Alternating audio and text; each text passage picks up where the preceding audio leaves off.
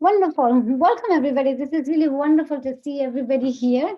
My name is Veronica Boix-Mansilla. I'm a principal investigator at the Harvard Graduate School of Education Project Zero, and work at Reimagining Migration as a research director, which is a project that deals with migration and education. And I'm absolutely thrilled to be here with two of my colleagues, Kiriaki, Melliou. Kiriaki, say hello. Hi, thank you so much. Hi, hello from Greece. And Angela Salmon, who will be, Angela is doing this heroic thing about presenting about stories while being under COVID. So Angela, we're especially grateful to you for being here today. So. So it's really great to see a few friends on the audience. So I'm going to just give us a sense of what we will do in the next 45 or so minutes together. So I'm going to do a little bit of framing. As you know, this session is about weaving together stories and cultures, for a world on the move. So we're going to be dealing with migration, the integration, and the diversity that we see in our classrooms. This is a piece on education in particular, formal and informal educational settings. And then Angela will share a case study of storytelling and early childhood in Florida, working with immigrant youth, refugee children, and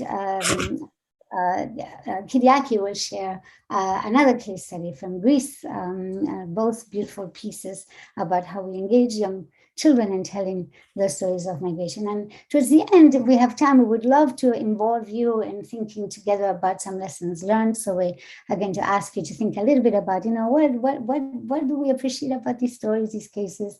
What puzzles do they present? What suggestions and recommendations might you have? We're well aware of the fact that we are in the company of enormous expertise around digital storytelling, and we are eager to learn with you. So to the framing. So, do you see my screen? Yes, right? Yeah. Yes. So to the framing. So we know that today we have 281 million international migrants, living sort of globally. This does not compute the domestic migration that is about of 1 billion human beings if you add them all up, if you add us all up, and about 27 million of these individuals crossing national borders are refugees. 50% or so of them are children and youth, which presents us with the incredible opportunity, we want to call it, to rethink how we develop an educational approach, educational propositions that help us learn to embrace difference and embrace the commonalities that we share as human beings, and recognize sort of the possibility of dialogue across cultural, religious, economic, and contextual differences. So in the work that we do, we are really trying to advance a new agenda for migration education, one that highlights questions. Veronica, sorry to interrupt you. I think the slides are not moving. Oh, we're in the first slide. There we go. Oh, that is terrible. Let me see. Yeah, now. You see it? Okay, good. All right, thank you, Angela, for saying that. So in our work, we're trying, as I was saying, to advance a new agenda for migration education, thinking about, asking the questions of who are the children we're educating? Who are they? Can we get to know them better? Thinking about what are the most important perspectives, habits of mind and heart that young people who are new arrivals and receiving children need to develop in order to advance a more peaceful, sort of more cohesive, more interesting world for all of us and for the future. How should we teach about migration? What is it about human migration as a shared experience that really, really matters for us to know and to situate our own stories and the broad brush, narrative about human migration, beginning perhaps in one place we now call Kenya one day. We're all human migrants in one way and another. So we work on issues of, creating environments that are really powerful for dialogue, powerful for belonging, and in preparing teachers, educators to do this work well. The particular aspect of this work that I'd like to highlight as we frame the work that Angela and Kiriaki will share with us. Let me see if can you see that slide? Yes. Okay, is what we call our learning arc. It's this question of how might we prepare our youth and our children and ourselves to ask powerful questions, to develop the habit of asking powerful questions about this phenomenon of migration that would allow us to understand new cases of migration, new stories of migration, new personal experiences of migration, moving from the very personal and the very local to the very universal and the very global. So we call this a learning arc, and it's a collection of questions, if you wish, and it's a process that begins with moving stories, us telling us the stories of who we are, what is my story of migration, what is yours, and then a phase of understanding the very phenomenon of migration, again, through powerful questions that open up potent conversations and allow us perhaps to move, as I said, between the very particular and the general when we think about human migration, our own and others. So why do people leave their homes? How do borders impact people's lives? How do people experience, what do people experience as they move from one place to another? Who is responsible for the people who live in the in-betweens? What are the conditions in the new land and how do they shape migration and integration and arrival? What are the public stories about migration that dominate our understanding of the refugee, the lives of children who are refugees or of changing communities? And eventually, how can we take action towards more inclusive and sustainable societies? So some of these questions are meant to really remain as questions, and yet become part of the schema or the approach or the repertoire of options that we might have as we continuously approach new stories and new cases of migration. They also have helped our teachers, the teachers with whom we work, organize this very, very, very complex and multifaceted and multidimensional and temporal and spatial ubiquitous phenomenon of human migration. So within all of this, sharing personal stories matters. It matters enormously for children who just arrived in a new place. It matters enormously for children who are receiving newcomers in the schools and the neighborhoods. It matters enormously because of, and I think that this conference is really sort of an ode to the importance of stories, sort of because they articulate for children their own experience. They allow them to connect with others. They allow them to share spaces, to develop empathy, to develop the capacity to listen, the capacity to engage in dialogue, and a variety of really important qualities that have to do with participation. That when children arrive to schools, they're typically straddling multiple worlds, the worlds of the home, the worlds of the neighborhood, the world of the school. They're straddling often many languages, and a lot of what is their story is often forgotten or not seen. So part of sharing stories is for us sort of a path towards a justice of recognition, really a justice of listening and a justice of respecting, how children and who children are and what they would like to share with us. Now, how exactly do we share stories when the stories are difficult? How do we not put individual children in the position when their ages 3, 4, 5, 6 to in the position of really deal alone with pretty traumatic events? How do we create spaces that allow for healthy sharing of stories, of human stories, sometimes difficult stories? The two cases that you're about to hear today tackle some of these challenges. And they are situated in two very different geographical and cultural contexts. And then at the same time, they share important qualities. So I will pass this on to Angela, and reminding you that towards the end, we're hoping to revisit this journey and invite you to think, invite us to think together about, what do we appreciate about what we're hearing? Maybe ideas that we might be able to take home, so to speak.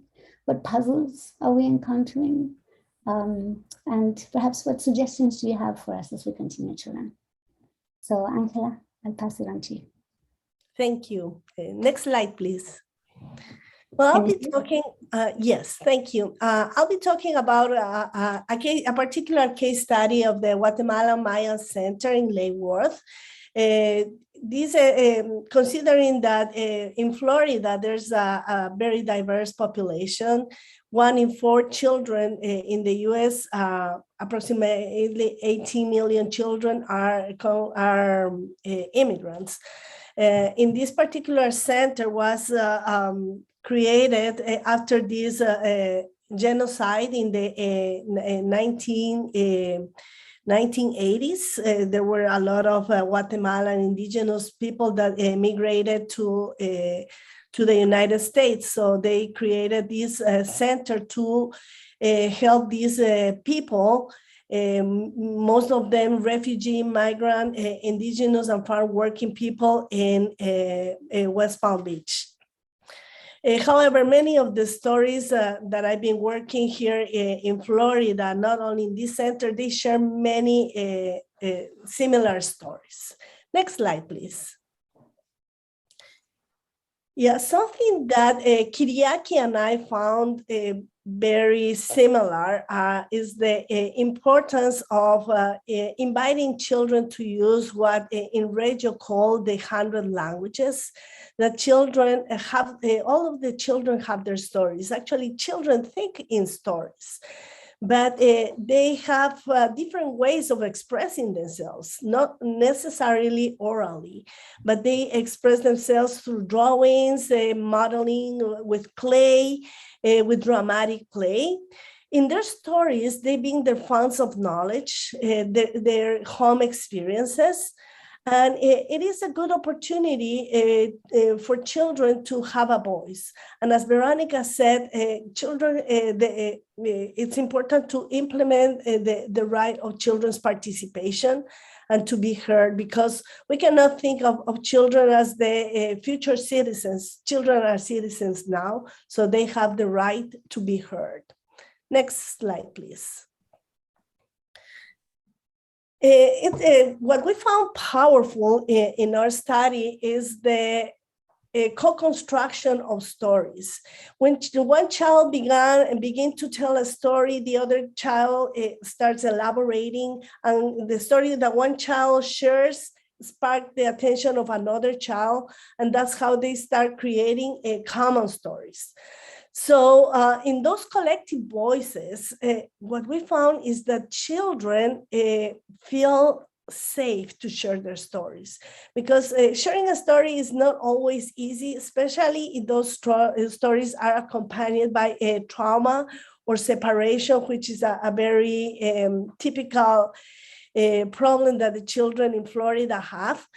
But when they hear another child's stories, or when they listen to a good children's book, there are many stories that spark in their minds.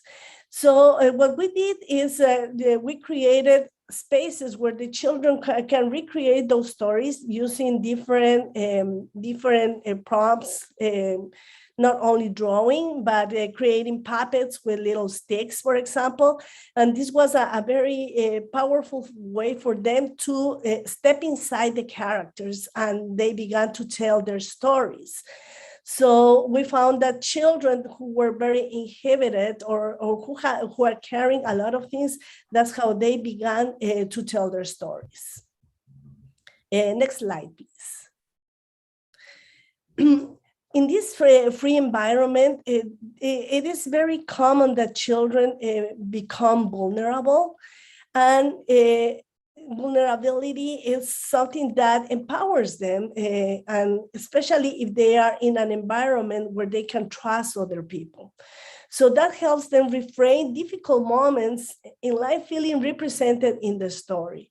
And we found that this is a good way for them to cope with dilemmas or enigmas that they have, and to have conversations and to change the ending of a story, or that's a good way for children to use their imagination and present to their audience what they want about their story, another ending of the story. So it's a good way to cope with trauma.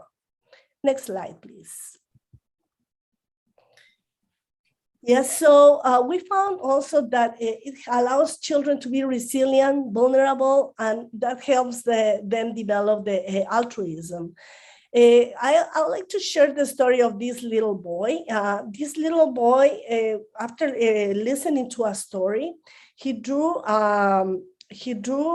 a family, and one of the children, if you see there's a chair, we use the author's chair, where the children have freedom to share their stories and to have conversations about their stories. So this child shared his story, and another child said, "Who is that person in the story?" And he said, "That's my mom." And then the child said, another child said, asked him, "What's your mom's name?" And he said, "I don't remember." And then he decided to get out of the group. And then another child says it's because his mom died when they were crossing the river. So although we found there are moments when we say, okay, when we have situations like this, what should we do? Then we found out that storytelling, the time that we visit the class, is when the child really wanted to share more stories. But then when we use other materials like the puppets that you could see here, he began to retell the story again and again and again. And there are studies that show that when children are empathetic and when they have gone through problems, they develop altruism and they want to help other children. And this is what we saw, and the children were trying to comfort the children that share stories that make them feel sad. So literature, storytelling, and altruism are mechanisms of resilience and survival. And developing resilience is a personal journey. And we need to give the children the freedom to do that, and to create this, once again, this environment that it's a privilege for those who listen, to gain the privilege of being a listener. So personal trauma drives children to understand what it means to be human and to be altruist. And something that we found powerful is that children develop a sense of belonging, and they create a bonding among themselves, and more they want to share their stories. Next slide, please. Next slide. Yeah, so in Kiriaki's story, she will tell you the whole a whole story going through the learning arc. I just shared here some spots, little stories, so you could get a sense of things that happen while the children are sharing their stories. And many of these stories that we learn here were shared with Kiriaki. Something that I didn't mention when I was talking about the different languages that children use, we found that through when the children are creating their stories and recreating and digitizing them, they communicate better. And even if they don't speak the language, all the children are involved and they take part of that. So that helped them also with language issues, that it's a very typical obstacle that children face when they are in the new land. So when children have the opportunity to share using different, their stories using different mediums or different languages, they open to tell more things. And last but not least, we find powerful the use of digital storytelling because it invites the children to create their story through play. It's like the microspheric play when the children have a character and they are enacting the story with the characters. They are engaged in play. So there are many therapeutic also approaches to that and learning approaches because they are bringing literacy and language to the table. So I'll let Kiriaki share the whole sequence of following the learning arc in stories in her experience in Greece. Thank you, Angela. So taking you in Greece and hearing Angela again and again, I'm realizing the many similarities we have, although we all live in very different places. So in our case, the refugee and migrant crisis also affected the educational system, since teachers needed to identify meaningful ways to successfully integrate the refugee boys and girls in the public schools alongside their Greek peers. And at the same time, I was getting, while talking to the teachers, the sense that they didn't feel exactly prepared to address all these unique needs of refugee and migrant children, as well as to develop practices to engage them in social and bonding activities at school. So the kindergarten of Piraeus is an indicative example of an educational setting where teachers were confronted with a number of challenges related to language diversity and lack of special training to deal with trauma. Next slide, please. So against this backdrop, we engaged newly arrived children who did not speak Greek and had probably gone under trauma in creating a shared digital story of migration along with their local peers. So within the framework of questions included in the Reimagining Migration Learning Arc, we began by using children's books to explore diverse stories of migration and understand the reasons, the different reasons why some people may leave their homes. This was also an important step for the digital storytelling process because children became knowledgeable to good examples of stories and started envisioning their own. Next slide, please. So to help all students, because as I told you, we had Greek students and refugee kids, empathize with each other's stories without the language barrier, we organized several activities in the dramatic play area. At first, children in small groups were taking on roles that emerged either from the books they had explored, or they emerged out of conversations about the similarities and differences between the different types of journeys.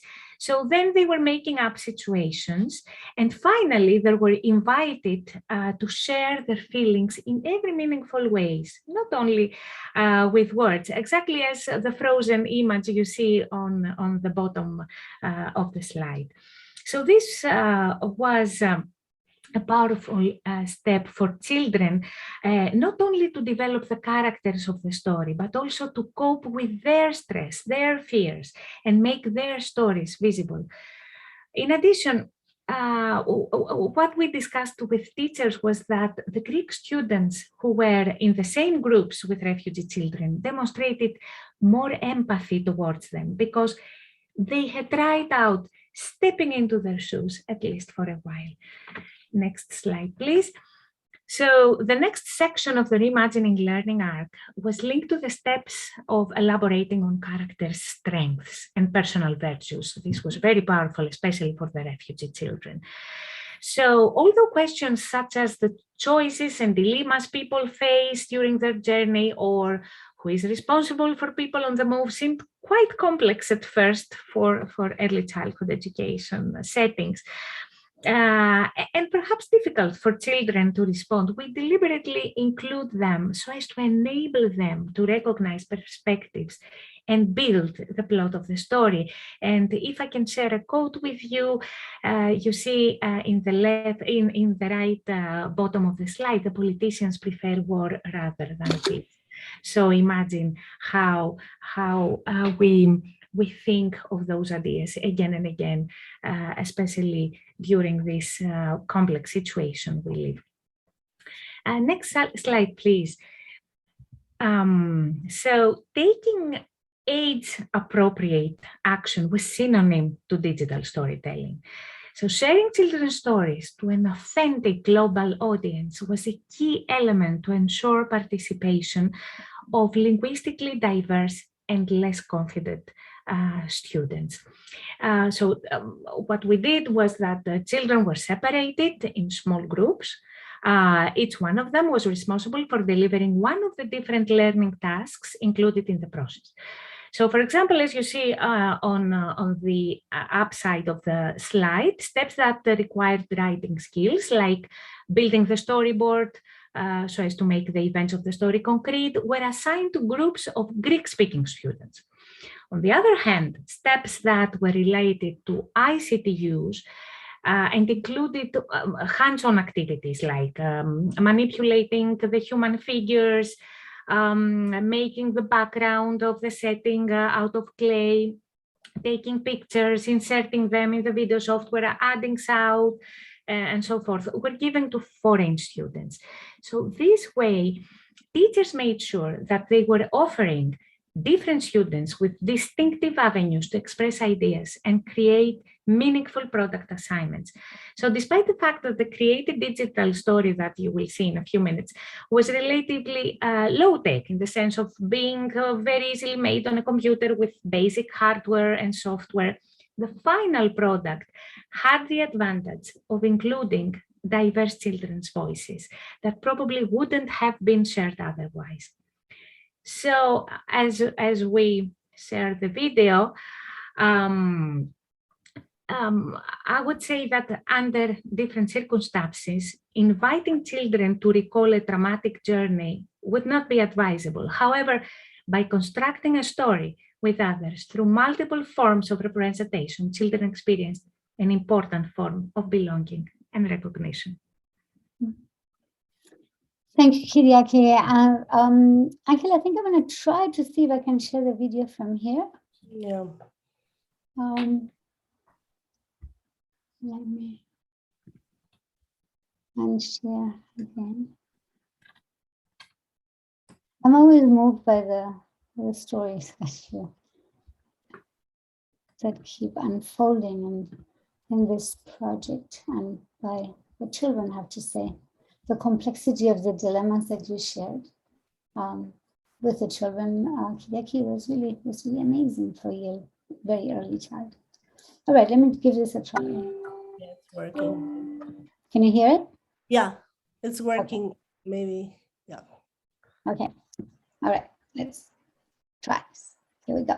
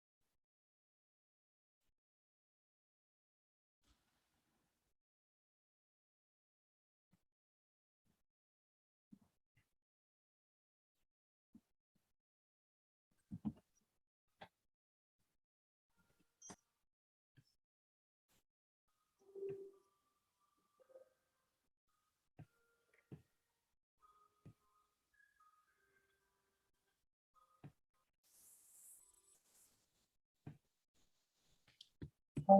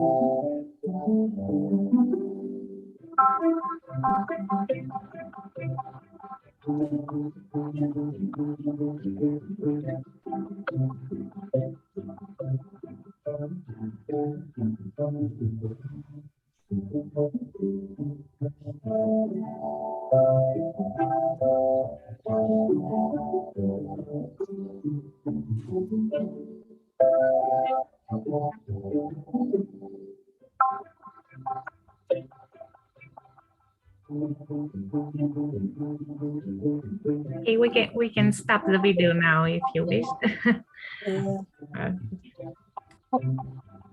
Yeah, the sound was not so good in the but you can get a sense that the whole video had sounds that the children selected themselves, and that was part of the process, which was very interesting to hear their conversations and making decisions of the different sounds that accompanied the video.